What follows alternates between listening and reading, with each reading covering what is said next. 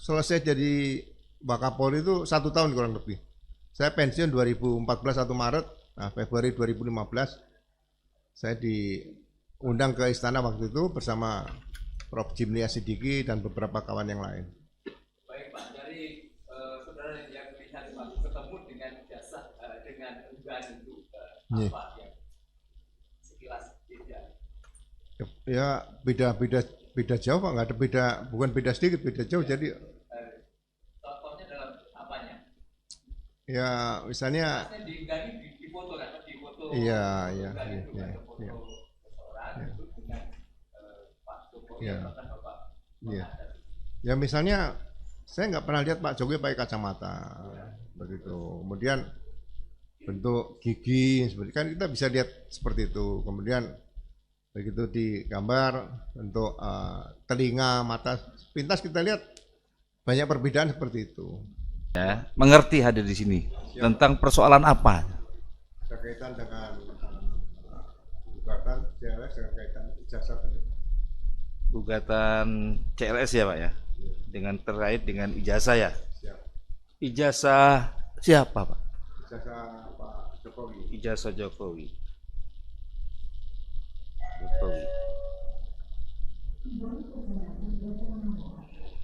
Apakah saksi pernah melihat ijazah Pak Jokowi? Saya hanya melihat dari media sosial dan dari beberapa rekan juga yang didapatkan dari media sosial. Lihat dari media sosial ya? Media sosial. Setelah dilihat di media sosial ya, saksi perhatikan ya, ada masalah apa dengan ijazahnya tadi? Ya, secara sepintas dengan kasat mata saya, yang pertama foto ijazah itu hanya saya amati sendiri dengan mata saya, berbeda dengan Pak Jokowi yang pernah saya ketemu itu. Berbeda ya, berbeda fotonya yang di ijazah, yang ada di media, berbeda dengan yang saudara lihat langsung orangnya, lihat asli orangnya ya. Fotonya bukan asli orangnya. Dengan orang aslinya kan ya, berbedanya di mana? Ya, kita kan waktu pendidikan juga ada belajar tentang forensik, Pak. Tentang foto kehakiman, kemudian ada tulis kehakiman semua. Iya. Tanda tangan dalam dokumen itu kan juga kita pelajari juga. Itu berbedanya di situ ya. Setelah mempelajari waktu di pendidikan ada forensik ya, forensik dulu ada forensik apa itu? Diktiloskopi ya kan ya. Ya dulu namanya kan pendidikan diktiloskopi ya. Daktiloskopi kan ya. Iya kan? Belajar juga ya. Nah, sidik jari termasuk itu juga ya. Diajari nggak? Ada ilmu tulis kehakiman juga ada, Pak. Termasuk itu ya. Ya, daktiloskopi. Identifikasi loh. Identifikasi ya. Ya saya juga diajari dulu ya. Daktiloskopi ya kan, mengenai sidik jari banyak macam-macamnya. Forensik kehakiman istilahnya ya. Berbeda dengan yang di orangnya tadi. Orangnya. Selain orangnya berbeda apalagi? Ya saya hanya diskusi dengan Pak Roy Suryo, kita kemudian dengan Pak Rismon, Dr. Tifa juga ketemu. Saya pengen mengamati ada apa sih jasa ini gitu. Iya. Setelah dilihat-lihat dibandingkan dengan yang di media, dengan orangnya, gimana? Ya, saya mengambil kesimpulan analisa saya, polisi sebagai aparat negara perlu mengambil langkah yaitu fokus kepada pasal berapa nih kalau misalnya dugaan tadi memang harus dibuktikan. Nah, karena kita harus bisa memberikan jawaban pada masyarakat. Jadi pemikiran saya lebih cenderung pasalnya adalah pasal 263 ayat 2 KUHP, yaitu digunakan untuk maju sebagai waktu itu sebagai calon wali kota 2 kali, kemudian calon gubernur dan calon presiden. Sehingga ke depan nanti peran KPU tidak hanya sebagai event organizer aja untuk melaksanakan pilpres, tapi juga harus melakukan verifikasi secara tuntas, secara mendalam tentang persyaratan-persyaratan dokumen yang diperlukan oleh KPU. Jadi itu waktu itu melihatnya kapan Pak itu? Melihatnya dan membandingkannya kapan? Kira-kira tahun berapa? Saya 2025 sudah hampir tiap hari karena itu menarik perhatian sebelum yang pertama kali lihat itu kan. Iya. Nah, sebelum kenal dengan Roy Suryo tadi ada melihat kan baru diskusi dengan Roy Suryo. Kapan itu? Kira-kira mulai pertengahan 2025, Pak. Oh, pertengahan ini 2025. Terus tadi katakan ada calon wali kota. Apa sebelum calon wali kota itu gimana tadi? Ya, saya melihat undang-undang pemilu. Ya. Kemudian saya lihat persyaratan untuk menjadi calon wali kota, calon gubernur, kemudian juga calon presiden kan bukan hal yang mudah bagi saya. Karena ini kan untuk memimpin daerah maupun memimpin negara seperti itu. Yeah. Jadi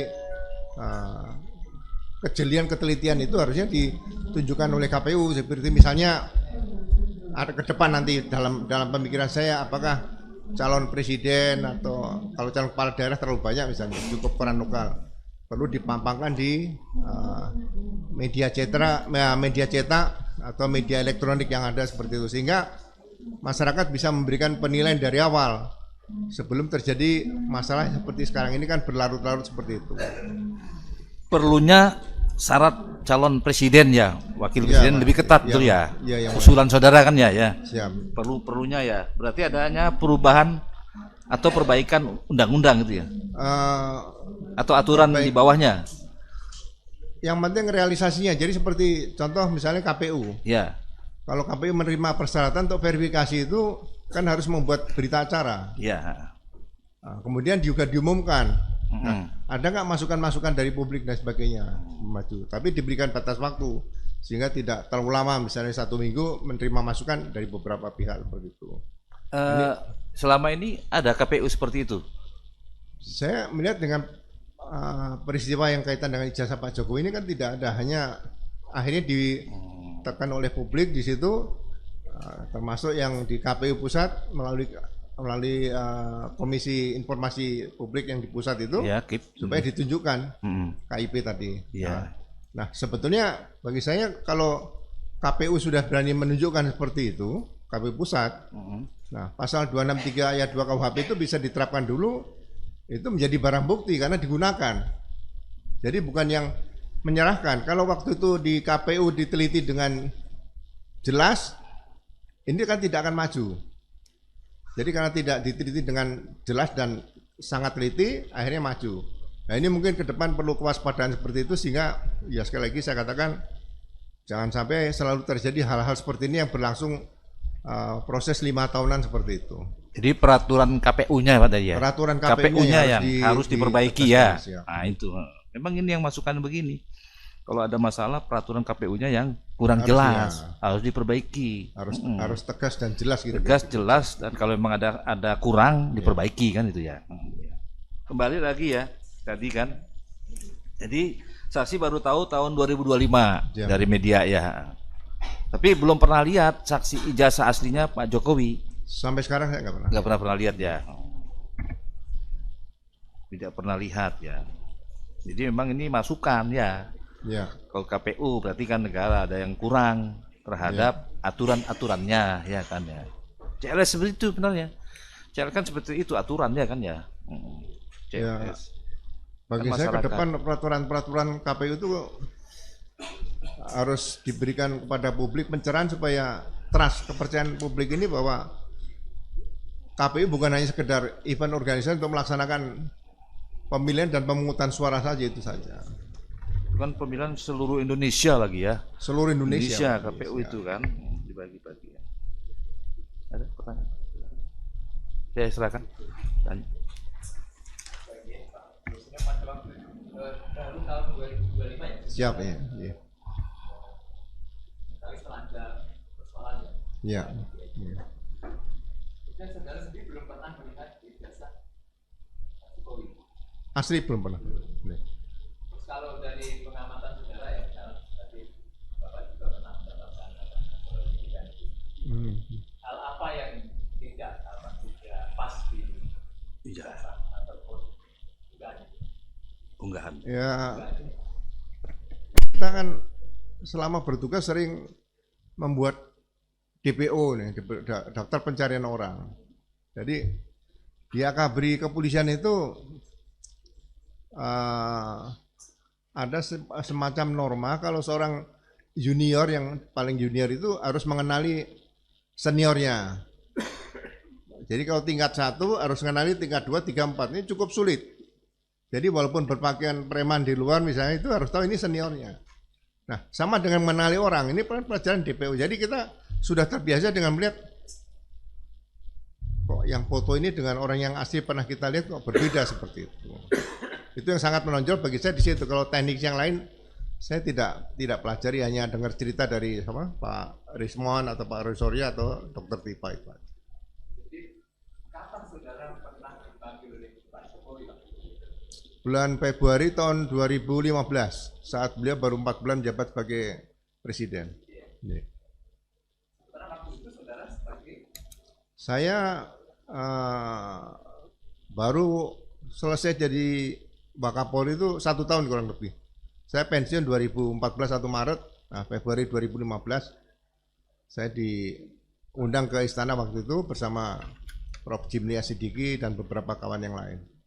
Baik Pak, dari saudara yang melihat ketemu dengan jasa dengan unggahan itu apa yang sekilas beda? Ya beda jauh Pak, nggak ada beda, bukan beda sedikit, beda jauh. Ya. Jadi contohnya dalam apanya? Ya misalnya di foto kan, di foto. Iya. Pak Jokowi bahkan Bapak. Iya. Ya misalnya saya nggak pernah lihat Pak Jokowi pakai kacamata begitu. Kemudian bentuk gigi seperti kan kita bisa lihat seperti itu. Kemudian begitu di gambar untuk telinga, mata, pintas kita lihat banyak perbedaan seperti itu. Ya, hidung seperti itu. Jadi panca indera itu bisa kita lihat dari kasat mata kita, bisa kita lihat pintas. Jadi itu yang diantaranya ya. Siap ya. Siap ya.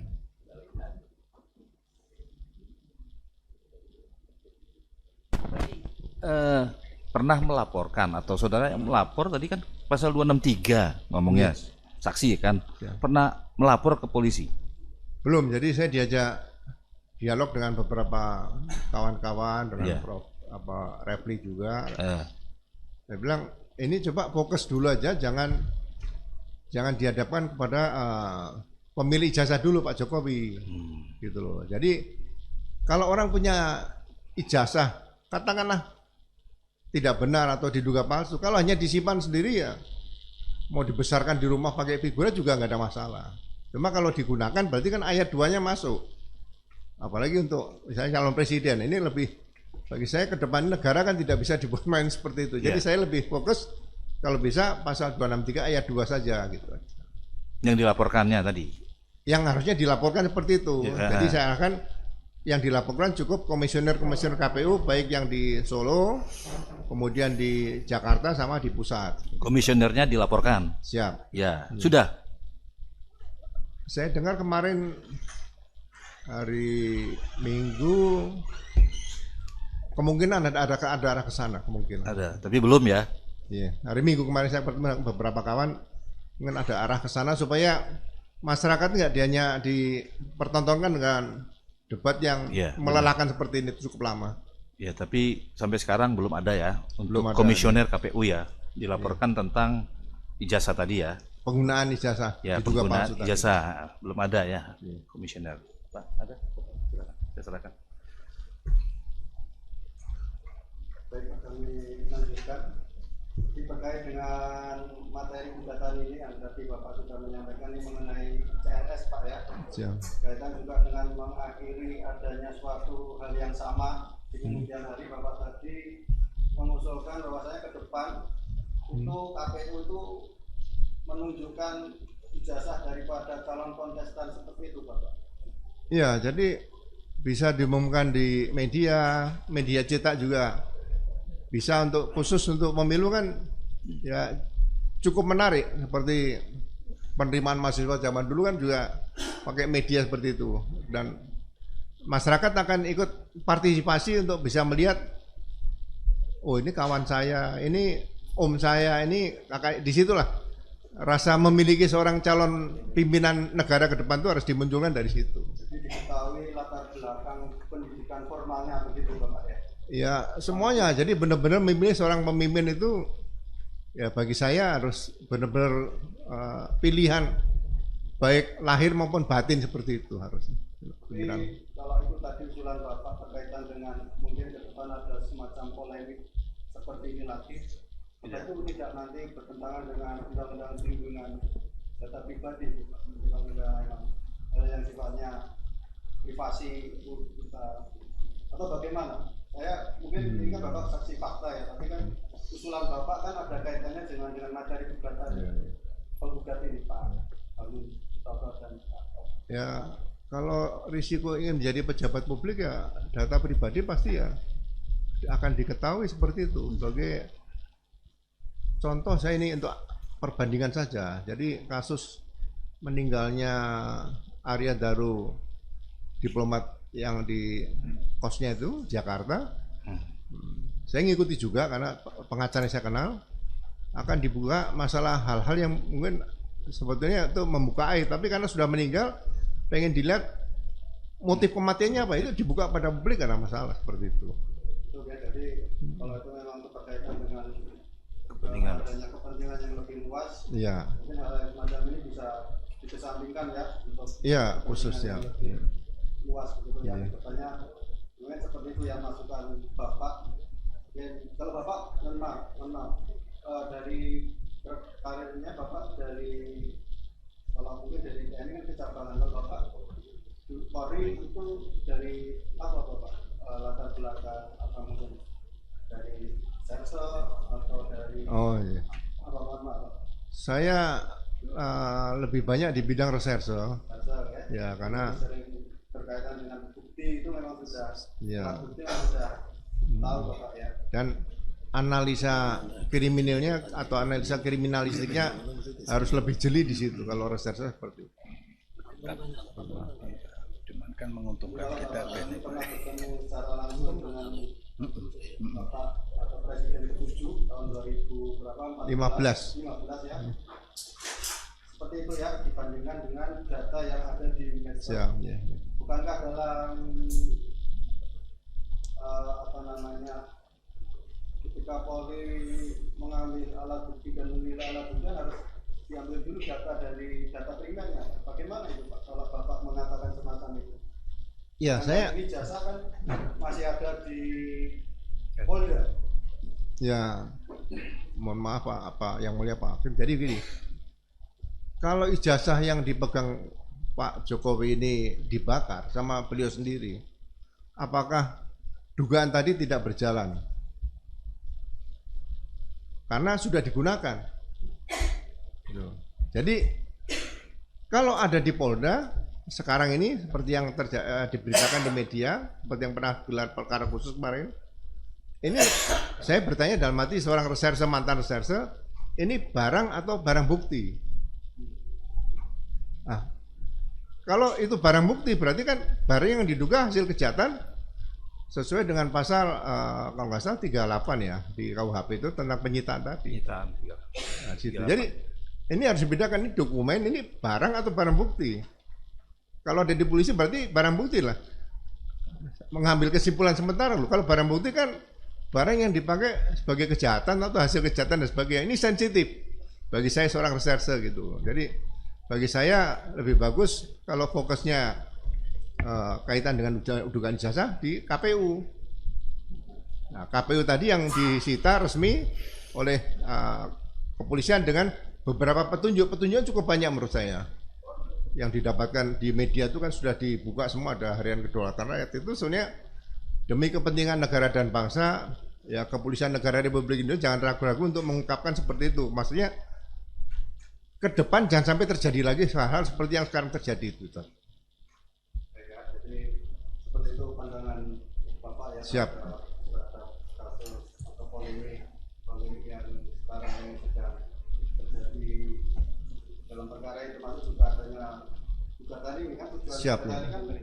Sebenarnya kan memang ingin polemik ini berhenti dan ada endingnya, tapi kan sampai hari ini memang masih berlanjut seperti ini. Bahkan ada laporan juga Pak Jokowi. Tapi kalau dari sisi lidiknya maupun sidiknya Sersa, hal-hal yang bukan merupakan data primer juga dimungkinkan seperti itu Pak. Kita mengambil suatu asumsi sehingga meningkatkan ke penyidikan. Ya, jadi menarik ini kan kebetulan menyangkut Presiden ke-7 nih malah negara Pak. Jadi saya juga berpikir gini, apakah dibuatkan laporan polisi model A?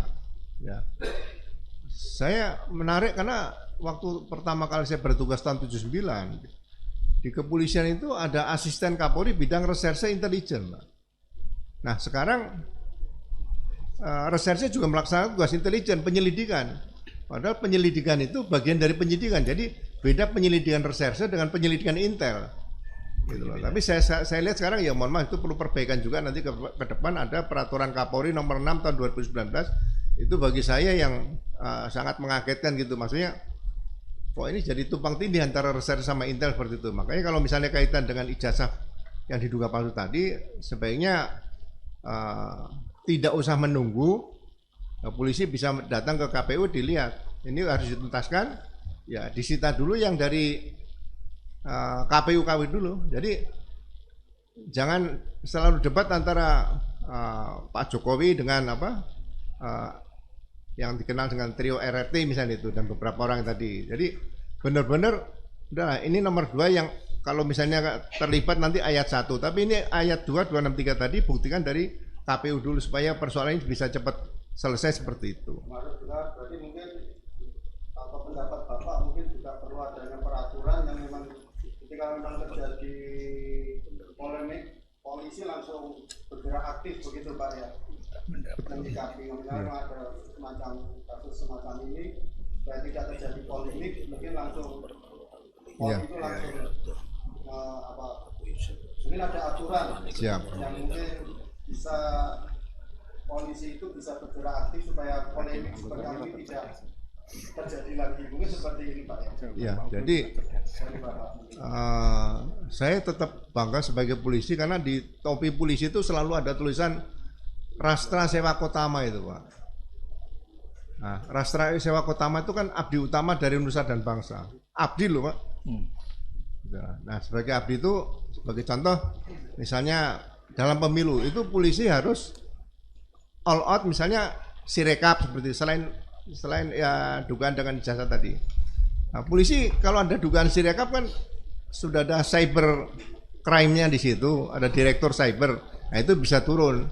Tapi ada ketentuan-ketentuan untuk bagaimana mendatangi TKP berkaitan sirekap itu kan elektronik jangan sampai mengganggu pesta demokrasi yang besar ini. Bagi saya tantangan Polri ke depan itu bukan hanya ya mohon maaf Pak Hakim kalau dulu kelihatannya kan copet itu kan bisa nangkep copet udah prestasi, tapi kalau bisa mengungkap kaitan dengan masalah cyber ini kan luar biasa seperti itu. Jadi mudah-mudahan 2029 nanti situasinya tidak seperti 2024 atau sebelumnya lah. Ini kan menjadi catatan juga karena ini kan persidangan disiapkan. Siapa tahu nanti ditindaklanjuti sama pengambil keputusan yang di atas Pak ya. Jadi ada KPU atau mungkin ada peraturan tersendiri yang bisa seperti usulan Bapak tadi. Siapa? Wajibkan ijazah di publikasi ya oleh KPU di media massa termasuk juga sebagai bagian dari rekam jejak pendidikan. Siap. Kami beri kesempatan kepada penggugat untuk bertanya. Silakan. Terima kasih Majelis. Ya. Saudara saksi karena merupakan senior di Kapolri ya sempat menjadi Wakapolri tadi. Kalau unit kerja yang namanya Pusat Laboratorium Forensik itu keberadaannya di mana? Di dalam organisasi Kapolri itu? Ya, sebetulnya berada di bawah Bareskrim juga. Bareskrim. Apakah boleh dikatakan sebagai Wakapolri membawahi unit kerja itu? Ya, saya mohon maaf ya, mungkin sekarang sudah terpisahkan karena namanya Kepala Pusat Laboratorium Forensik Kampus Lapor. Kampus Lapor. Ya, itu di bawah Mabes. Masih ya. Ya, masih di Kapolri, tapi tidak di bawah Mabes Polri. Masih dalam Mabes Polri. Mabes Polri. Oke. Saudara saksi kan pernah berada di Mabes Polri kan? Pernah. Berarti kan ya. Oke, baik. Tadi juga saudara saksi bersaksi bahwa pernah memperoleh pendidikan forensik juga, gitu kan. Nah, bisa diterangkan pada persidangan ini mengenai proses pengujian keaslian ijazah ya, atau dokumen atau whatever lah Pak ya, di Lab 4 yang tadi diterangkan oleh saudara saksi. Prosesnya bagaimana? Ya, jadi kebetulan ada peraturan Kapolri nomor 10 tahun 2009 ya, berkaitan dengan pemeriksaan laboratorium kriminalistik. Ya. Sekarang lapor, dulu Labkrim namanya. Labkrim ya, betul. Jadi memang tidak mudah untuk menggunakan pemeriksaan laboratorium forensik atau Labkrim tadi. Jadi semua itu harus diawali dengan laporan polisi.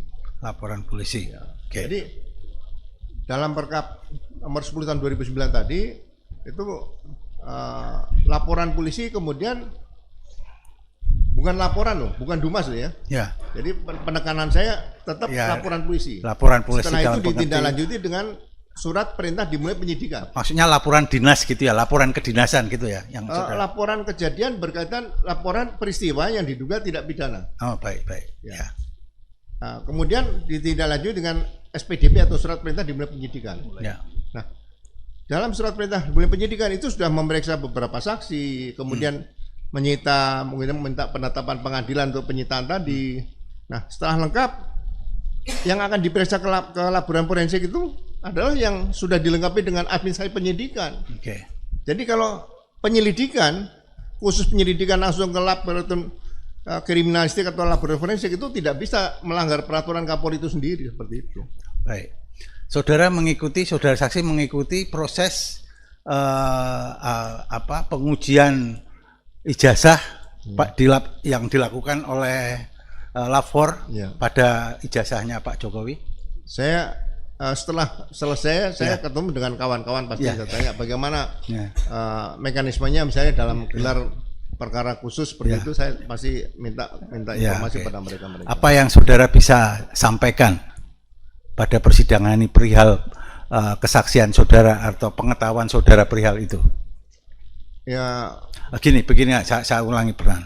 Apa yang seharusnya dilakukan ya oleh Lab 4 tapi tidak dilakukan oleh Lab 4? Yang saudara amati. Ya.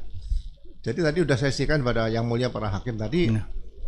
Ini ada peraturan Kapolri nomor 6 tahun 2019 tentang penyidikan tidak pidana. Jadi saya tidak mengikuti itu, tapi setelah saya baca sepintas sangat aneh kalau peraturan Kapolri tadi disebutkan penyidikan tidak pidana, sedangkan penyidikan tidak pidana sudah diatur di KUHP. Ya.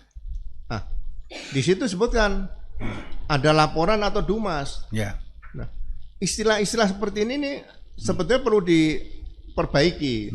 Kalau Dumas atau pengaduan masyarakat itu biasanya melaporkan perilaku polisi yang menyimpang. Ya. Misalnya dugaan korupsi, kemudian juga melakukan perbuatan tidak terpuji dan sebagainya, itu Dumas. Ya. Tapi kalau reserse tidak ada Dumas. Ya, makanya saya selalu sampaikan sama para junior kalau ketemu, coba sosialisasikan laporan polisi itu laporan bukan laporan kebetulan ditangani polisi. Ya. Misalnya jaksa menangani kasus Pak Tom Lembong gitu korupsi, itu juga laporan polisi bukan laporan kejaksaan. Ya. KPK menangani itu, saya baca laporan kejadian itu juga salah menurut saya. Itu harusnya laporan polisi, karena di internasional saya pernah belajar ke Amerika juga. Ya. Itu ya police report. Nah, ini mungkin yang masyarakat kadang-kadang lupa.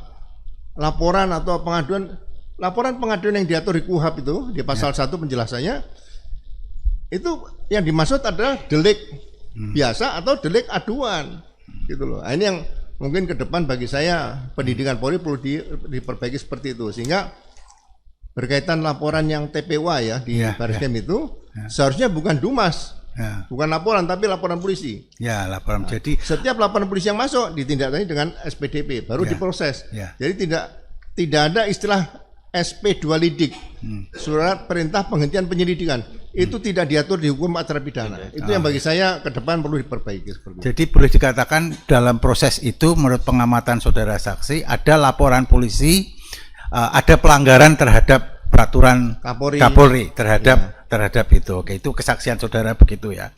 Terhadap KUHAP, Pak, bukan peraturan Kapolri, terhadap KUHAP. Terhadap KUHAP gitu ya. Ada yang peraturan KUHAP yang tidak dilaksanakan oleh lapor begitu.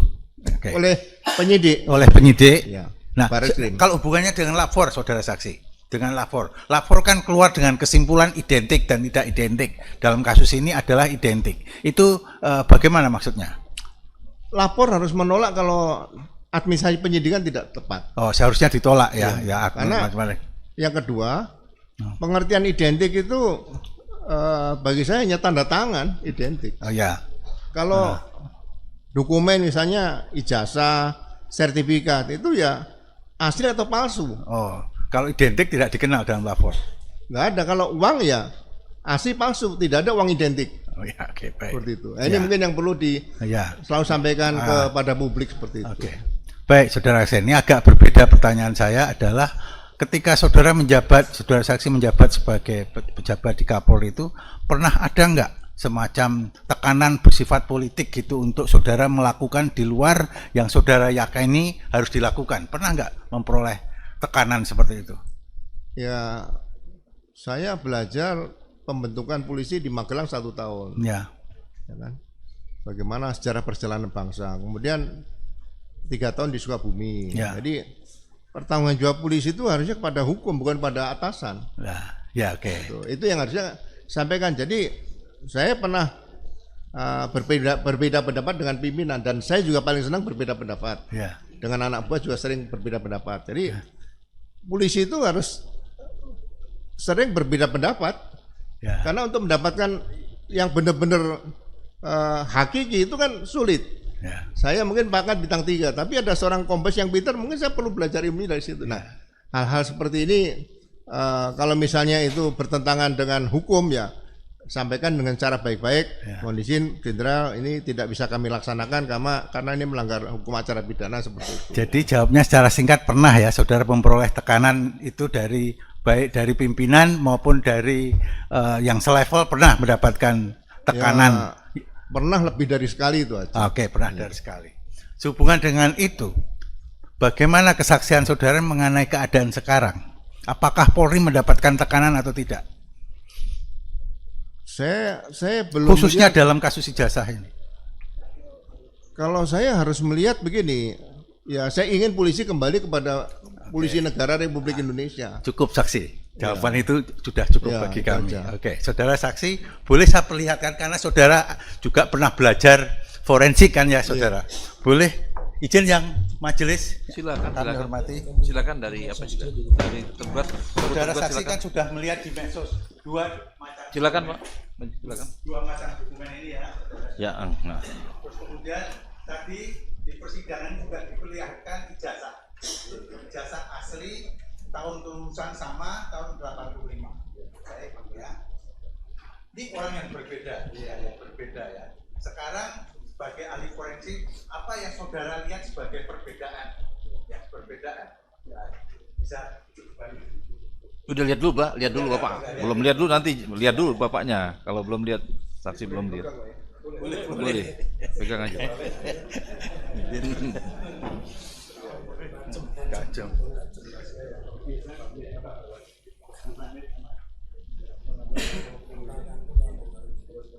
Ya, Kak, sambung ya.